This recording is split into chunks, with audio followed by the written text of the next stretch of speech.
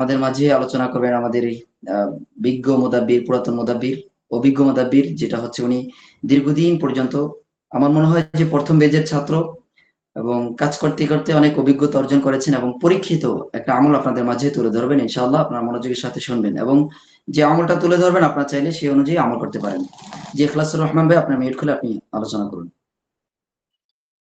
আসসালামু আলাইকুম রহমতুল্লাহি ওয়া উস্তাদ জি কেমন আছেন? ওয়ালাইকুম আসসালাম রহমতুল্লাহ। জি আলহামদুলিল্লাহ ভালো আছি। আল্লাহ তাআলার কাছে লাখো শুকরিয়া যে আমি ছোট্ট মানুষ, অনেক অভিজ্ঞ মুদাব্বিরের আছে এখানে, যে আমাকে দুটো চারটে কথা বলার সুযোগ করে দিয়েছেন বা দুটো চারটে কথা শুনবো আর কি। আমি আমার জীবনে দুটো তিনটা পরীক্ষিত আমল, তার মধ্যে উস্তাদ জি বলছে যে একটা আমলের কথা বলতে। ইনশাল্লাহ আপনারা চাইলে করতে পারেন আর কি। খুবই মজারব আমল।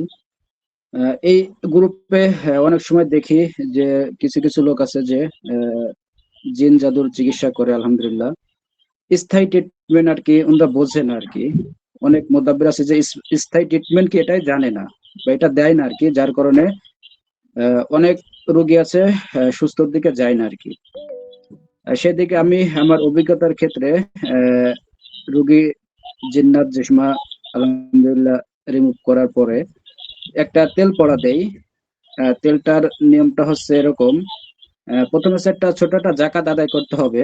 আহ, যদি কোনো মোদ্দাব্বির ভাইয়ের সূরা ইয়াসিন সূরার যদি কোনো জাকাত আদায় করা থাকে আর কি, আলহামদুলিল্লাহ। যদি না হয় সম্ভব, তাহলে ইয়াসিন সূরার প্রথম যে মুভমেন্টটা আছে ওটা একটা জাকাত আদায় করতে হবে। জাকাতের নিয়মটা আমি একটু আগে বলে দিচ্ছি যে চন্দ্র মাসের প্রথম বৃহস্পতিবার থেকে সূরা ইয়াসিন সূরার এক এক এক মুবিন 41 দিন 41 বার করে যদি কোনো মুদ্দাব্বির ভাই পড়তে পারে, আলহামদুলিল্লাহ তার জাকাত হয়ে যাবে আর কি। ওই জাকাতের দিয়ে যদি একটা তেল পড়া দেয়, খুবই উপকারী পাবে। তেলের জাকাতের নিয়মটা বলছি, এখন আমি তেলটা পড়বেন কিভাবে এটা আমি বলে দিচ্ছি, এরপরে তেলের যে উপকারিতা এটা আর কি বলবো। আহ সর্বপ্রথম আগে পরে তো দুরূদ শরীফ অবশ্যই পড়তে হবে। পড়ার পরে সূরা ফাতিহা মিলাই পড়তে হবে, এটা তো আমরা সবাই জানি। বিসমিল্লাহির রহমানির রহিম আলহামদুলিল্লাহি রাব্বিল আলামিন। এটা 11 বার পড়ে 11টা ওই তেলে দম দিতে হবে। প্লাস 11 বার সূরা ইয়াসিন সূরা যে এখন মুবিন আছে, একবার পড়বেন একটা ফু দিবেন।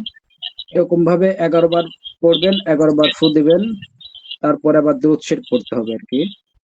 পড়ার পরে যত প্রকারের জাদুগ্রস্ত রোগী হোক না কেন, রোগীটা যদি শরীরে যদি মাখায়, আল্লাহ তাআলার রহমতে তেলটা কালো হয়ে যাবে, আর না হলে তেলটা মধুর মতো খুবই গাঢ় হয়ে যাবে আর কি। তবে আমি এই পর্যন্ত যে কটা রোগীকে দিছি, সবাই বলছে যে আলহামদুলিল্লাহ তেলে খুব উপকারী পাচ্ছে, তেলটা কালো হয়ে যায় আর কি, কুৎসিত কালো হয়ে যায়। যতদিন পর্যন্ত তার শরীর থেকে ওই জাদুর প্রভাব যতদিন না কাটবে, ততদিন ওই কালো থাকবে আর কি। যে সময় ওই তেলটা স্বাভাবিক হয়ে আসবে, সেই সময় হচ্ছে তেলটা আলহামদুলিল্লাহ তার শরীরে কোনো জাদুর প্রভাব থাকবে না আর কি। এটা আমার খুবই মুজারব আমল। আমি এই পর্যন্ত অনেক রোগীকে দিচ্ছি, আলহামদুলিল্লাহ তারা খুবই ভালো রেজাল্ট দিচ্ছে আমাকে। এটা আপনারা ইনশাল্লাহ করে দেখতে পারেন আর কি।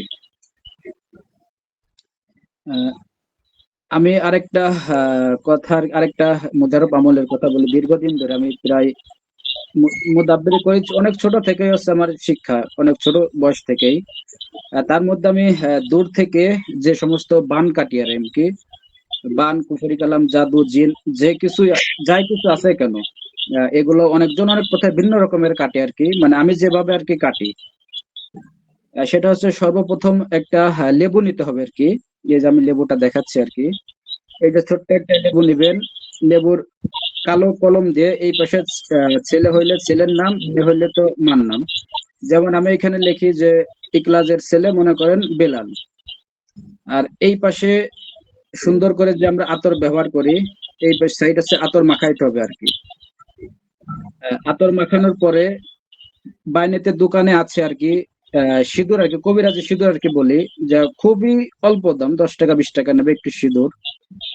ওই আতরের মাখানোর পরে সুন্দর করে যদি একটা অবয়ব আঁকবেন এই লেবুর উপরে, যেমন দুটো হাত আঁকলেন বা একটা মাথা আঁকলেন, দুটো পা আঁকলেন, আঁকার পরে লেবুটা ধরে চেহেল কাপ একবার পড়বেন, একটা দম দিবেন, আর হচ্ছে যে হুকুম লাগাতে হবে, অমুকের ছেলে অমুকের, যত ধরনের জিন জাদু বান কুফরি কালাম যা কিছু আছে, মানে এক একজন এক এক রকমের হুকুম লাগায় আর কি।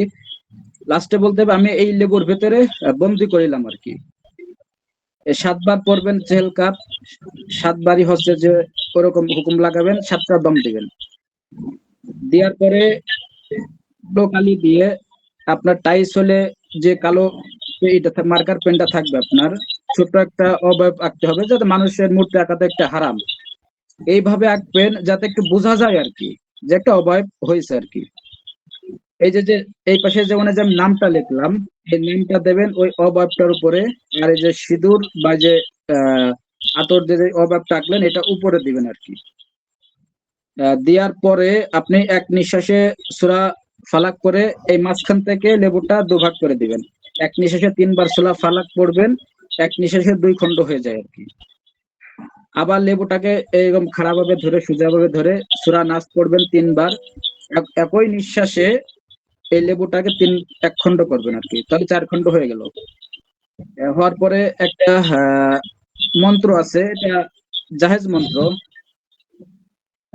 বা আপনি সেহরের আয়াতগুলো পড়ে ওই অবয়বের উপর ক্রস চিহ্ন দিতে পারেন, দম দিতে পারেন, বা আপনি এই মন্ত্রটা আমি বলে দিচ্ছি, কাল্লা বাল আদম শফিউল্লাহ যার বান কোক গান তারে গিয়ে খা, এটা পড়তে পারেন। আর যে ছুরিটা থাকবে ছুরি দিয়ে ক্রস চিহ্ন দিতে পারেন, বা সেহরের আয়াতগুলো আছে সেই আয়াতগুলো পড়ে ক্রস চিহ্ন দিতে পারেন।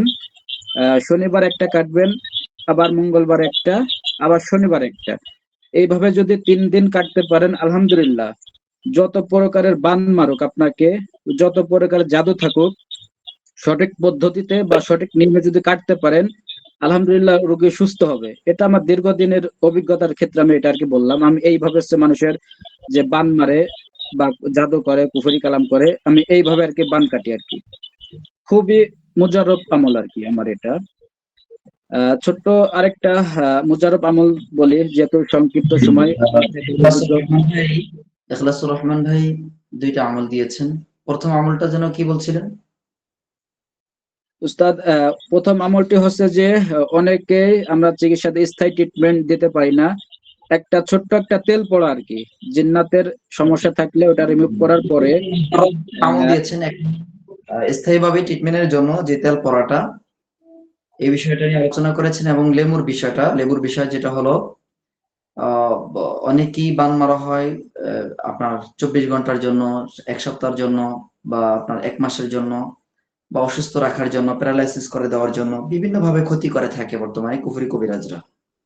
বিভিন্ন জায়গায় বর্তমানে কুফরি কবিরাজ বের হয়ে গেছে। এরা যখন কেউ কারোর সাথে শত্রুতা সৃষ্টি হয় তখন এই কুফরি কবিরাজদের কাছে যায় এবং বলে দেয় যে অমুক অমুকের এরকম ক্ষতি করতে হবে, অথচ আপনারা বুঝতেই পারেন না।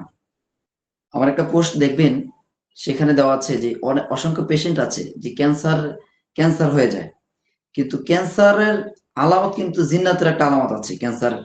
ক্যান্সারের মূল যেই সমস্যাটা ওখান থেকে ওখানে জিন্নাতের একটা দুর্গ থাকে, হসুন থাকে। হ্যাঁ, সেখান থেকে কিন্তু ক্যান্সারের উৎপত্তি হয়। সুতরাং জিন্নাতের কারণে কিন্তু ক্যান্সারের আক্রান্ত হতে পারে। ঠিক আছে? ঠিক তেমনি ভাবে মানুষকে যখন বান মারা হয়, কুফরি কালাম করা হয়, বা বিভিন্ন ভাবে ক্ষতিগ্রস্ত করা হয়, তখন সে ভাবে যে আসলে মনে হয় এটা ডাক্তারি সমস্যা। তো ডাক্তার দেখালে আসলে সাধারণত মানুষ সুস্থতা ফিল করবে, কিন্তু দেখা যায় আবার যে সে হয়ে যাবে। ঠিক আছে? এজন্য আহ যে ইখলাসুর রহমান ভাই যে 2টা আমল দিয়েছেন, তেলের বিষয় আর একটা হলো লেবুর, আপনারা চাইলে এই আমলটা করতে পারেন। তার কাছ থেকে অনুমতি নিয়ে ইনশাআল্লাহ তার নাম্বার এবং ঠিকানা দিয়ে দেওয়া হবে। আপনারা সেখান থেকে অনুমতি নিয়ে তার কাছ থেকে আমলটা করতে পারেন, অথবা যদি কারো কোনো প্রবলেম থাকে তাহলে ইনশাআল্লাহ চিকিৎসাও নিতে পারেন।